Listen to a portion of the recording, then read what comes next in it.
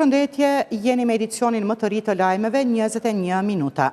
Zyrtar nga Ministria e Infrastrukturës kanë thënë se aktualisht janë të gjitha rrugët të kalueshme, por se duhet kujdes i shtuar në qarkullim.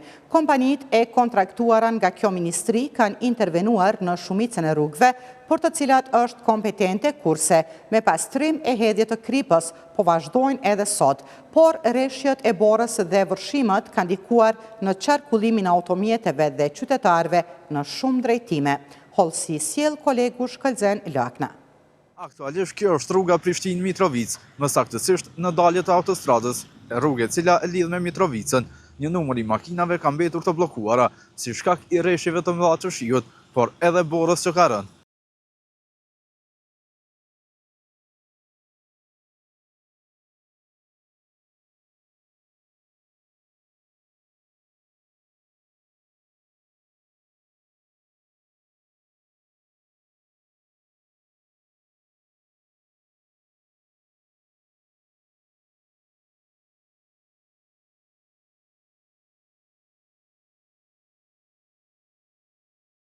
A patët ku sot e që dhe? Valoj, ngojnë dhe rumë. Na me qef nuk i nëzirëm këtu heqe, edhem. Po i thu nalë, edhe apet hen. Edhen i thu o bur nalë, se s'ba me i, apet hen. Shtirë bol okull krejt rruga, komplet. Prej vështërëje deri këtu, krejt okull është. E ke vështirë e kalushme? Ve vështirë, shumë e vështirë. Zanë, në minut. Rëmëneta borda një orë këmë qëtu. Qëtu? Jo, në këmë dalën veç. Shka kom jek, marrë është për shtetin tonë.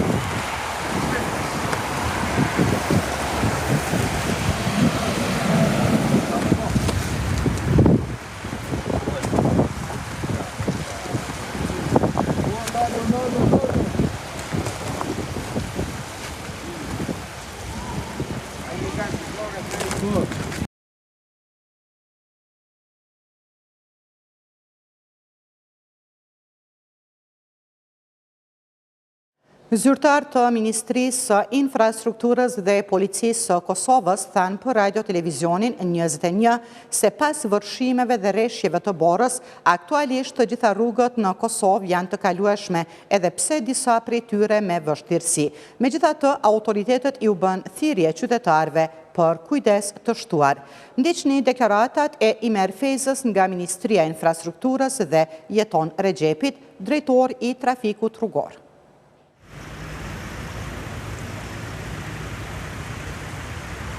Ashtu si që kemi paralajmruar edhe mbrëm, edhe Kryeministri Kurti, edhe Ministri Durmishi, për shkak të kontrastit të temperaturave, kemi pasur ngrica në rrugë. Do të thotë, ka rënë shi, pas shiut ka rënë borë, temperatura ka zbrit minus dhe kjo ka prodhuar ngritje në për rrugët e Kosovës. Ne kemi kërkuar nga qytetarët e Republikës që të evitojnë daljet e panevojshme, njëkohësisht të gjithë operatorët e ministrisë, të gjithë menaxherët kanë qenë gjatë gjithë natës në teren, po ashtu që prej mëngjesit kanë dalë në teren dhe janë vënë në gjendje gatishmërie duke pastruar të gjitha të rrugët e Kosovës. Aktualisht të gjitha rrugët janë të kalueshme, mirë po sigurisht kërkohet një kujdes i shtuar nga qytetarët tonë gjatë vozitjes dhe gjatë qarkullimit në komunikacion. Kemi rrugën e mbuluar me ujë në magjistrale në Prishtinë. Po, është e vërtet, kemi aktualisht kemi disa rrugë në të cilat ka ujë, në të gjitha ato jemi duke punu maksimalisht që t'i zgjedhim këto probleme, mirë po siç e dini, për shkak të bllokimit të disa pusetave të ujit, nga kyçet ilegale nëpër kanalet të cilat i kemi, kanë shkaktu ujë në rrugë. Në të gjitha këtu, kemi vënë sinjalizim, jemi në koordinim me të gjitha institucionet relevante, Policinë e Kosovës, AME-n, dhe po i dalim zot përgjithësive dhe punëve që na takojnë sipas gjithë legjislacionit në fuqi. Raportuar për ngrica edhe në magjistralen Prishtinë-Mitrovic. Po edhe ne kemi raportuar për ngrica, megjithatë rruga është e qarkullueshme edhe operatorët janë në aktivitet të sipër, është hedh krip, po hedhet krip, po pastrohet, po largohet bora. Gjithçka kërkojmë është vetëm një kujdes i shtuar gjatë vozitjes. Të gjitha rrugët janë të kalueshme, çdo gjë është në rregull, thjesht duhet kujdes i shtuar. Zotri Feza, në Kosovë patëm vërshime, sa është vështirësuar situata me që pas vërshime e raport? Po, sigurisht ka vështirësim të situatës, mirë po ne jemi duke bërë punën tonë, jemi duke u angazhu maksimalisht sipas të gjitha mundësive që i kemi, jemi në kontakt si ministri me të gjithë institucionet lokale, gjitha institucionet relevante janë në teren, po e bëjmë punën tonë maksimalisht dhe sigurisht që ka pasur dëme, këto është pjesë tjetër, do të thotë është pjesë tjetër që do të merremi vazhdimisht, por ajo që duhet ta themi është që institucionet e Kosovës po e bëjmë punën e vet, janë në teren edhe kësaj situata aktualisht është në kontroll. Të rreth Ismeti ose të hibi në këtë Moskvë të hibi e bloku. Fillimisht ne veshim koordinim dhe në komunikim të vazhdueshëm me ministrinë, me menaxher dhe me kompanitë që veç kanë mirëmbajtjen e rrugëve. Normal, disa vështirësi kanë për shkak rreshjeve të shiut, sidomos ujit, bllokimi i urave ose i disa segmente rrugore. Nga dje jem kontakt vazhdueshëm se përket rreshjeve të borës. Aktualisht do të thotë rrugët janë të kalueshme, normal me disa vështirësi, edhe policia do të thotë ne kemi dhënë edhe disa kërkesa ose detyra shtesë, normal të jenë prezent në rrugë, të asistohen ku ka nevojë, do të thotë edhe qytetarët, por edhe ministria dhe kompanitë do të thotë që të bëjnë punën e tyre, me qëllim që të kemë sa më siguri në trafikin rrugor dhe mos kemë aksidente. A u raportua për aksidente orëve të fundit? Nuk kemë diçka sa i përket numrit të aksidente, përjashtimisht disa aksidente me dëme materiale. Mirë po, ne edhe ne përbojmë apel nga gjithë pjesëmarrësit në trafik, sidomos ata që dalin në rrugë, të jenë përgatitur të mjetën e tyre, të jenë gomat e dimrit, dalin me pajisje të cilat kërkohet qoftë sipas sinjalizimit në disa segmente rrugore, me qëllim që do të ketë siguri në trafikin rrugor dhe mos na ndodhin aksidente, sidomos ato me lëndime dhe me fatalitet. Cilat janë ndëshkimet për shoferët që nuk i respektojnë këto rregulla? Ndëshkimet normal që është sankcionimi do thotë i shoferëve i cilët nuk i kanë gomat e dimrit në ato automjete dhe segmente rrugore ku i kanë edhe zinxhir me vete dhe largimi nga trafiku në disa raste kur do të ketë bllokim rrugëve, nëse flasim rruga Prishtinë-Kull ose rruga për Prevall, Vërmis, kështu me radhë, do thotë disa segmente rrugore, do thotë ne do të marrim veprime dhe largim të përkohshëm ta quajmë. Jo largim ose do thotë në drejtimin tyre në rrugë tjera alternative. Policia e Kosovës pati shumë punë kohëve të fundit me që për shkak vështrimeve që ndodhen. Sa është e vështirë për ju që t'i sanoni problemet, por edhe ta drejtoni trafikun? Ne vazhdimisht do të kemi kontribu ose angazhu maksimalisht gjitha njësitë, por ashtu një koordinim i ngushtë ka qenë qoftë me nivelin lokal, me Ministrinë e Infrastrukturës, Drejtorinë apo Departamentin për Menaxhimin e Rrugëve, edhe ne përstërisht gjitha kompanitë që janë kontraktuar, që të kemi sa më shumë veprime në terren, kemi lirim trafikut, qoftë të ujit, të borës, apo edhe ngritësave në segmentet në ndryshme rrugore. Do të na është punë e policisë, ne nuk mund të them që jemi lodh, mirë po ne do të vazhdojmë të angazhohemi maksimalisht. Rrugët dhe trotuarët e Prishtinës janë bërë të rrezikshme për kalim pas rreshjeve të shumta të shiut dhe rënjes së temperaturave. Sipas drejtorisë për emergjenca në komunën e Prishtinës, kompanitë kontraktuese po bëjnë pastrimin e rrugëve, ndërsa qytetarët paralajmërohen të shmangin lëvizjet e panevojshme dhe të ndjekin njoftimet zyrtare hidrometeorologjike.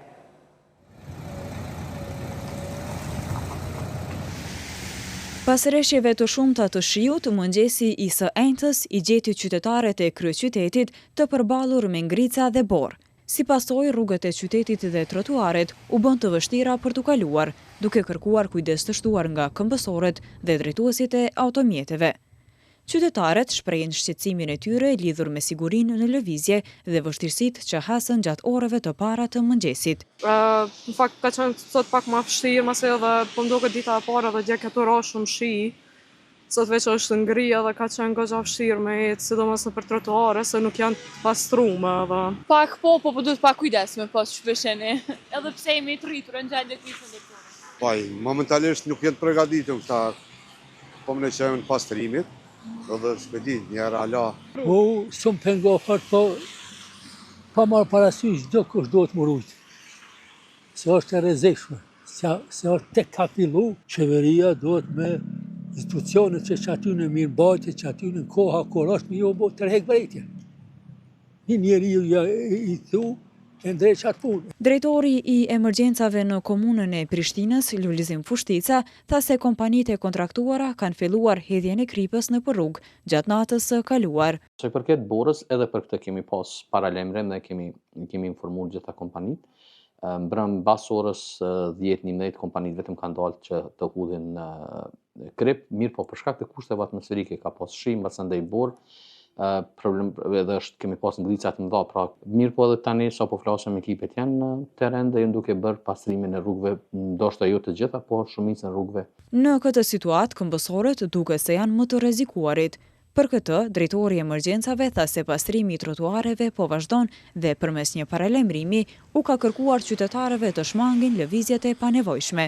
Normal se si lëvizjen automatet kanë nevojë të lëvizin dhe njerëz nëpër trotuare dhe nëpër hapësirat e tyre ku duhet të lëvizin.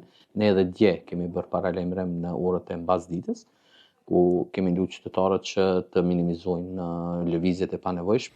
Sipas njoftimit të Institutit Hidrometeorologjik, zonat që paraqesin më së shumti problem janë fshatrat me rrugë malore dhe relief të thyer. Për këtë, Fushtica tha se nga fshatrat ka pasur ankesa vetëm nga Zllatari, duke shtuar se ekipet pastruese po e bëjnë punën e tyre edhe në zonat e fshatrave. Disa ankesa që kemi pasur në mëngjes në paralagjet e Prishtinës në Zllatar, në mërmenet që edhe në disa pjesë të Tokbarshës, Tasligjës, ekipet janë duke munduar që të bëjnë më të mirë dhe janë në teren, por mirë por edhe rrugët e fshatit kemi kompanitë të kontraktuara të cilat janë duke kryer punët e vetë. Nga Instituti Hidrometeorologjik, qytetarët paralajmërohen të tregojnë kujdes, të ndjekin njoftimet zyrtare hidrometeorologjike dhe të marrin masa parandaluese për sigurinë personale. Policia e Kosovës ka bërë thirrje për kujdes të shtuar në trafik pas fillimit të rreshjeve të borës, pas atyre të shiut dhe ngricave të mundshme në rrugë. Edhe Instituti Hidrometeorologjik i Kosovës ka paralajmëruar për ndryshim të theksuar të kushteve meteorologjike. Policia ka apeluar që të mbahet distanca e sigurisë mes mjeteve, të përshtatet shpejtësia me kushtet e rrugës e të ngadalësohet gjatë ngasjes në rrugë me shi të mbuluara me borë e akull. Bazuar në situatën e tanishme, ku kemi ndryshim të kushteve atmosferike dhe rreshje të shiut e të borës, Policia e Kosovës apelon tek të gjithë pjesëmarrësit në trafik, në veçanti shoferëve të automjeteve për kujdes të shtuar, përshtatje të shpejtësisë me kushtet atmosferike dhe me gjendjen e rrugës, mbajtje të distancës mes mjeteve, si dhe ngadalësimin gjatë lëvizjes në rrugë, nga të rreshurat e shiut dhe në rrugë të mbuluara me borë, dhe me mundësi të paraqitjes së ngricave. Instituti Hidrometeorologjik i Kosovës ka paralajmëruar rrezik nga gricat në sipërfaqet rrugore, trotuare, ura dhe zona të ekspozuara ndaj lagështisë së lartë. Fillimisht, rreshjet e borës do të shfaqen në viset kodrinore dhe malore, ndërsa më pas me avancimin e ajrit të ftohtë, bora pritet të përfshijë edhe viset e ulëta, duke krijuar shtresa bore edhe në zona fushore. Në viset malore, rreshjet e borës tashmë janë të pranishme dhe në disa lokalitete po shënohen rreshje të dendura, të cilat do të vazhdojnë edhe në orët dhe ditët në vijim. Temperaturat minimale thuhet se do të shënojnë ulje të theksuar, duke zbritur në vlerat 0 gradë Celsius, veçanërisht gjatë natës dhe orëve të hershme të mëngjesit. Kjo do të krijojë kushte të favorshme për formimin e ngricave në sipërfaqet rrugore, trotuare, ura dhe zona të ekspozuara ndaj lagështisë së lartë. Ngricat të kombinuara me shtresat e borës dhe erërat e ftohta pritet të ndikojnë negativisht në sigurinë e qarkullimit rrugor. Vështirësitë më të theksuara në komunikacion thuhet se pritën në rrugët malore, akset dytësore dhe zonat me relief të thyer, ku mund të ketë rrëshqitje dhe ngrirje të shpejtë të sipërfaqeve rrugore. Agjencia e Menaxhimit Emergjent ka reaguar lidhur me gjendjen në vend pas vërshimeve të shumta si pasojë e rreshjeve të mëdha të shiut, duke bërë të ditur se, bazuar në të dhënat e fundit, situata në Kosovë ka shënuar përmirësim të dukshëm pas ndërprerjes së rreshjeve të shiut dhe fillimit të rreshjeve të borës. Agjencia njofton se niveli i ujit në lumejt kryesor ka filluar të bie dhe se nuk paraqitet rrezik i menjëhershëm për vërshime të reja. Në reagim po ashtu njoftohet edhe për gjendjen në për rajone, por edhe theksohet se rreshjet e Borës dhe ngricat kanë shkaktuar vështirësi në qarkullimin rrugor në disa zona, ku disa rrugë mbetën të bllokuara për shkak të shembjeve të dheut. Nënkryetaria e LDK-s Hykmete Bajrami ka kërkuar që të kompenzohen të gjithë të prekurit nga vërshimet e fundit. Ajo ka bërë me dije se shteti duhet të jetë në teren dhe pranë qytetarëve në këto situata. Në profilin e saj në Facebook, Bajrami ka shkruar se qeveria duhet të siguroj fonde emergjente. Shteti duhet të jetë në teren dhe pranë qytetarëve në Drenas, Malishev, Junek, Gjakov dhe në komunat e tjera të prekura, të hartoj një strategji dhe të ndaj buxhet në buxhetin e vitit 2026 për të ndërmarrë veprime konkrete për parandalimin dhe menaxhimin e situatave të tilla në të ardhmen, ka shkruar Bajrami.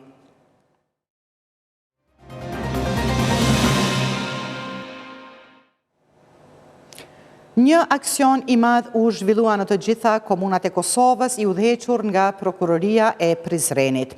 Aksioni u realizuan nga një numër i konsiderueshëm i prokurorëve të Prokurorisë Themelore të Prizrenit.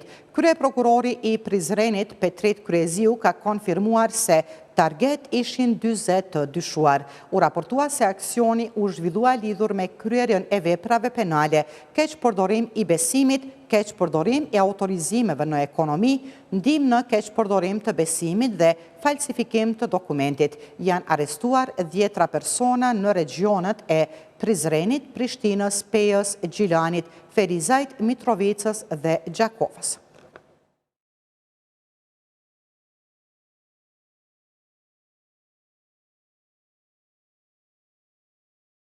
Cak i hetimeve, në mesin e hetimeve pra janë ish drejtori ekzekutiv i BKS-s dhe ish drejtori i departamentit të hetimeve, po ashtu të Byrës Kosovare, departamentit financiar faktikisht të Byrës Kosovare të sigurimeve, të cilët duke keqpërdorur autorizimet që ju kanë besuar nga BKS-ja, ju kanë mundësuar personave të ndryshëm, përmes personave të ndryshëm dhe vetvetes që të bartin transaksionet ndryshme, ku kanë arritur përfitimet më dha për vete dhe i kanë shkaktuar dëm të madh Byrës Kosovare të sigurimeve, po ashtu kanë keqpërdorur autorizimet ekonomike dhe kanë përpiluar dokumentet falsifikuara, të cilat ne deri në këtë fazë kemi vlerësuar që ato dokumente të dyshuara faktikisht i kanë përdorur si të mirëqena dhe përmes kësaj i kanë shkaktuar dëm Byrës Kosovare të sigurimeve në vlerë prej 1.043.000 euro.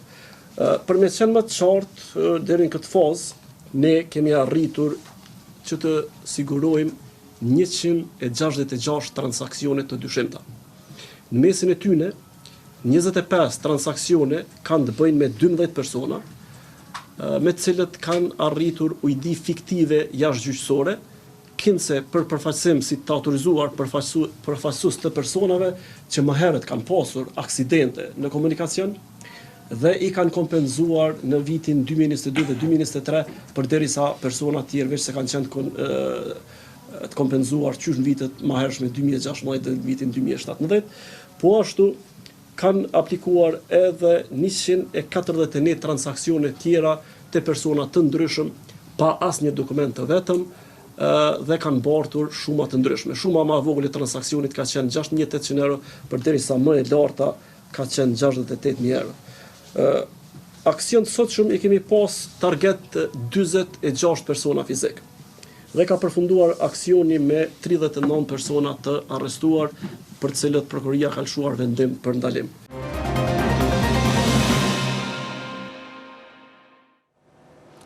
Ambasadori i karrierës Albert Prenkaj kërkon nga partia fituese e zgjedhjeve Lëvizja Vetëvendosje që të bëjë marrëveshje politike për zgjedhjen e presidentit të ri. Sipas tij, për t'u shmangur zgjedhjeve do të duhej të propozohej një emër konsensual për president, i cili do të ishte mirë të propozohej nga partitë e opozitës. Fillimisht të ma thuaj sa do të jetë sfiduese formimi i institucioneve të reja të Kosovës, kuvendit, qeverisë, e mandej edhe çështja e postit të presidentit të ri. Viti 2025 ka treguar që partitë politike të cilat kaluan zgjedhjet e muajit shkurt nuk ishin në gjendje, posaçërisht partia e cila ka fituar zgjedhjet nuk ishte në gjendje që të tregoj leadership dhe të konstituoj kuvendin, pastaj të formoj qeverinë 2 herësh, pra ka dështuar dhe tregon se kemi të njëjtin format politik një parti më të lartë të partisë e cila ka fituar, pra lëvizjes vetëvendosje, dhe varet përsëri prej partisë e cila ka fituar zgjedhjet se si do të jetë rrjedha e ngjarjeve.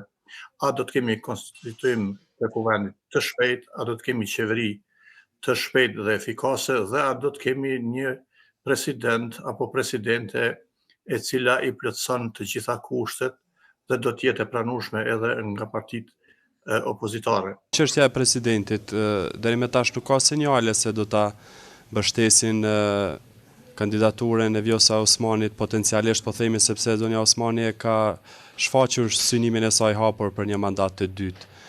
I bie kjo që pa marrëveshje politike është e vështirë të tejkalohet zgjedhja e presidentit të ri? Unë besoj dhe pres që të kemi marrëveshje, të mos kemi një kokëfortësi dhe imponim të një emri të veçantë nga partia fituese, e cila do të pres që partitë tjera opozitare ta votojnë, të abstenojnë apo të bëjnë kvorumin, por mendoj që kësaj radhe për të ikur të gjitha zhagitjeve të cilat i kemi parë vitin e kaluar, që partia fituese do të pranoj që të ketë një emër konsensual, bile kishte qenë mirë që emri të propozohet nga partitë opozitare në mënyrë që figura e presidentit e cila përfaqëson shtetin për bashkimin, përfaqësimin e shtetit të jetë figurë e pranueshme, një figurë intelektuale e cila nuk do të jetë e anshme. Kemi parë pra në 5 vitet e kaluara se presidentja Osmani ka qenë e anshme, ka luajtur rolin e dikujt i cili i është përshtatur qeverisë Kurti 2 dhe në këtë mënyrë nuk ka përfaqësuar tërsinë politike po edhe të qytetarëve të Kosovës. Mendoj se kësaj radhe lëvizja vetëvendosje, meqense se konsenzusi varet nga shumica, në këtë rast lëvizja vetëvendosje do të tregoj maturi, do të tregoj pjekuri politike dhe do të pranoj një figurë konsensuale e mundësisht të propozuar nga partitë opozitare. Deputeti i zgjedhur i lëvizjes vetëvendosje Mihail Bajqinovci në një përgjigje për radio-televizionin 21 tha se janë në pritje të certifikimit të rezultateve të zgjedhjeve për të nisur pavonesa formimin e institucioneve, kuvendit dhe qeverisë. Sipas tij, votat për formimin e qeverisë nuk do të jenë problem për shkak të rezultatit që ka fituar lëvizja vetëvendosje në zgjedhjet e 28 dhjetorit. Po presim certifikimin e rezultateve, po shpresoj që nuk do të ketë shumë ankesa dhe të fillojmë me një herë me themelimin e institucioneve. Hapi i parë është themelimi i kuvendit dhe trupave të kuvendit, edhe pastaj pas asaj me një herë të formohet qeveria e Republikës së Kosovës në krye me kryeministrin Kurti dhe të vazhdojmë punën sepse na presin shumë punë, duke ditë që buxheti i Republikës së Kosovës duhet votuar sepse mund të besim pa paga rreth 85.000 shërbys publik në institucionet e Kosovës. Por edhe shumë vendime, ligje e marrëveshje ndërkombëtare. I keni siguruar votat? Nuk besoj që do të ketë problem për çështjet e votimit për këto çështje dhe besoj që do të jetë çka marr. Sa i përket të postit presidentit i nderuar, presni që të ketë marrëveshje politike apo do të shkoni me emrin e Vjosa Osmanit? Kjo është faza e tretë. Faza e parë është themelimi i institucioneve, në këtë rast Kuvendit të Republikës së Kosovës, marrja e mandateve të deputetëve, kryetari i kuvendit, pastaj themelimi i qeverisë së kryeministit Kurti 3. Faza e tretë në muajin mars apo prill do të jetë edhe çështja e presidentit, ku deri në atë fazë nuk mund të them asgjë sepse është hipotetike ndonjë deklaratë ku nuk e dim se si do të rrjedhin gjërat. Do të jetë patjetër konsensual sipas juve emri i presidentit që ta përfaqësojë Kosovën? Nuk e dim, e thash edhe një herë, e rëndësishme është themelimi i institucioneve, në këtë rast kuvendit dhe qeverisë për shkak se buxheti i Republikës Kosovës mund të jepet vetëm edhe një muaj deri në muajin shkurt. Për fazën e tretë të presidentit atëherë mund të flasim pas një muaj apo dy. Ka vetë vendosje vot për Vjosa Osmanin apo jo? Unë e thash, ne mund të flasim vetëm për këto dy faza. Faza e tretë është fazë hipotetike dhe nuk mund të japim deklarata pa e ditë se si do të rrjedhin gjë. Mandatot e partive politike në kuvend tashmë janë të definuara dhe nuk pritet ndonjë ndryshim, vlerësojnë ish antar të KQZ-s. Hollësi rreth mandateve që fituan partit në kuvend dhe deputetëve të zgjedhur, sjell kronika në vjem. Numërimi i shumicës së votave nga zgjedhjet e 28 dhjetorit duket se e ka bërë të qartë përbërjen e re të kuvendit. Ish antari i KQZ-s, Blerim Burjani, thot se mandatet tashme janë definuar, ndonë se panumruar janë edhe mbi 3.000 pako me flet votime nga votimi me post, të cilat ende s'kan arritur në Kosovë. Po thuj se është mandatit janë definu plotësisht, do mund po dihet për shumë çka, pra nuk besoj që do të ketë ndonjë befasi tjetër, pra nuk shpresoj që do të ndryshojë rezultati sa përket fitimit të ulseve nga ana partive politike, do të mbetet kjo që është si rezultat.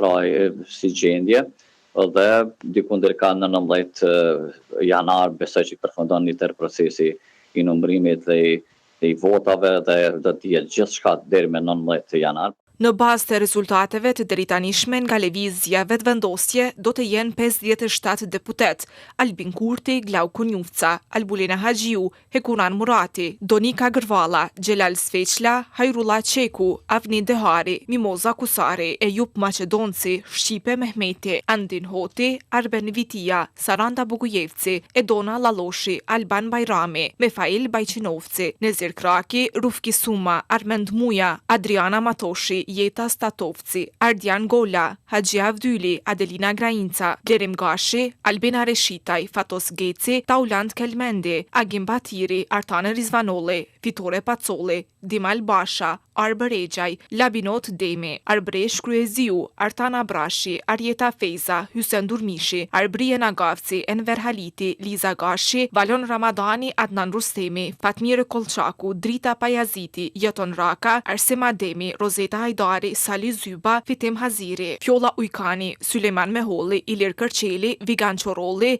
Balon Hoti dhe Naim Bardiqi.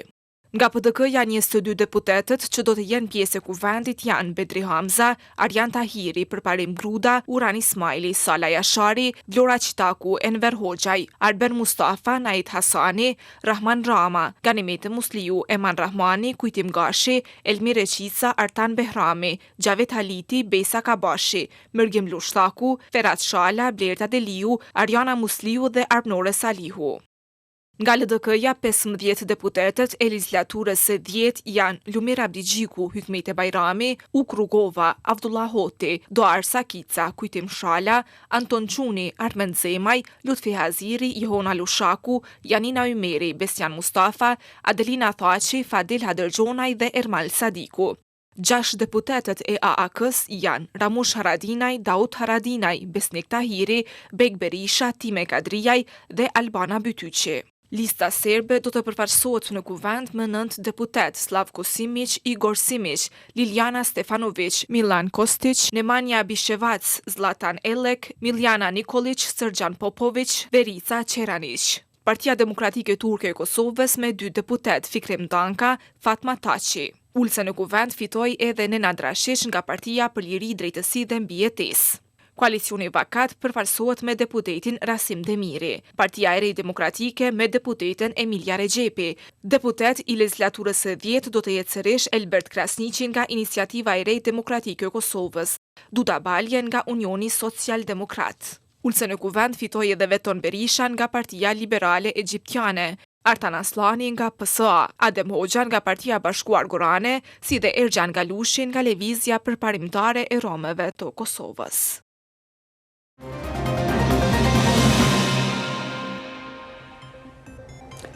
Kjo ishte e tëra për këtë edicion informativ. Shikues të nderuar, informacionet më të reja në edicionet tona të radhës, si edhe në portalin ton rtv21.tv. Mirupafshim.